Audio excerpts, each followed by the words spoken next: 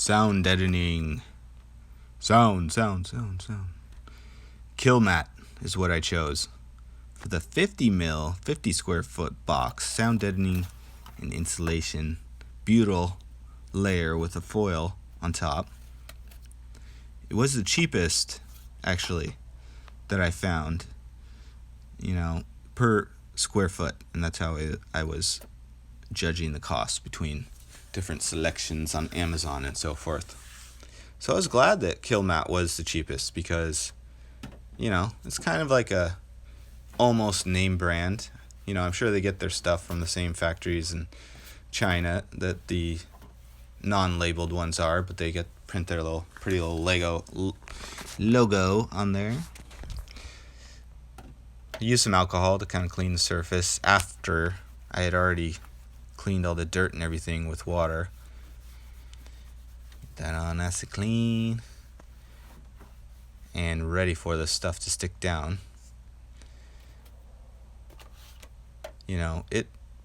Watching the videos and hearing the comments, people are saying, oh gosh, be super careful. Wherever it lands, it's going to stick there. And do not let it touch itself. Well, that all may be true, but I didn't have problems with either of those things because it's a small piece. I mean, it's not floppy. It's not floppy like fruit by the foot when you peel it off. So I didn't have any problem with it falling onto itself or putting it in the wrong spot because you can so easily adjust it. So it's got the back layer here. Voice just going out when I'm recording this. I like to peel off a corner and kind of stick it and get it secured, and then kind of go under and keep peeling and sliding my hand along to keep air bubbles, all the air moving towards the backing and away from where it's been peeled. And if you do get an air bubble, I'll show you how to deal with that. It's not hard at all. Just poke a razor blade through and push out the air from the sides towards the hole. It's kind of self-sealing, right? So when you poke with a razor blade, it's more of a slot, and so it can be kind of hard to push the air through, but it's not that bad. You may have to recut it. I'm using this roller. I bought this for a certain reason, and I can't remember what it was. This is just like a Home Depot roller for something else, which I totally forgot what it was. I don't think it was wallpaper. Oh, it was for laminate countertops. You put the spray adhesive, and then you put it down, and you roll it with that rubber roller. Now you can buy for $8 some little metal roller, these lines on it. And you're supposed to get all these little squares out so they're totally flat. And that tells you that you've pushed hard enough and it's sealed down hard enough. I don't believe it, okay? I mean, if you're going to do that with the metal roller, that's great, and it probably works great, and it probably spreads your goo, your black butyl goo, out further, maybe. But just using this roller even was fine. I'm not going to freak out about it.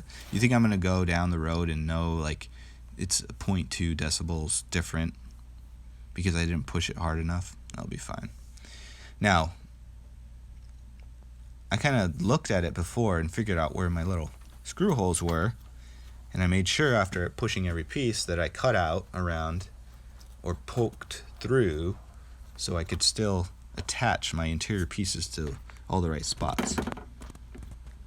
You don't want to cover it up and then totally forget. But when you're pressing it down, those poke up, and you can see the impression of holes and things. So it's not too late.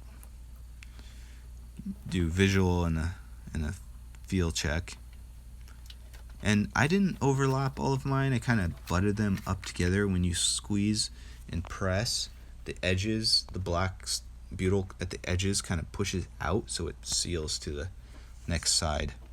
But I did overlap by up to 1/4 inch on certain spots where perhaps if there was a little water draining along, it would drain downhill and over one edge down to the other, or because I had an uneven edge from where I cut it, it wasn't quite straight, I used razor blade or These nice shears, metal shears, worked well to cut, but I wasn't always the straightest cut, so I would do some overlapping. Run that stuff in, and eventually I got this whole area in the back covered. The floor pan, and even into the crevices there on the right that you see right under where my hands are right now. Yeah, over back in there. Pull out these grommets. You can make a little form. I use the backing paper from another one. Put it down and kind of cut it out, trace it out, cut it out, and did that, and then held it on top of the new piece and traced and cut around there. You can do that. Now, is that really necessary? You can eyeball a lot of this, like use your finger to measure, how much, or your hand, how much you need, and then since you can overlap it, then there's really no point in making a perfect template. I'm trying to set up the camera here so you can see while I'm doing it. So, and if you do have a little extra on either side, right, overlaps on one side, or maybe it runs up that little wall right there, the wheel well. Maybe it goes up a little onto that. And that would be perfectly fine, because then I'm going to do the wheel well and it's going to come down and overlap it. So if any moisture goes down, it'll just drain off. So people are saying you need to make all these cardboard templates. I don't believe it. And cardboard, it's harder to cut than just a little piece of paper backing.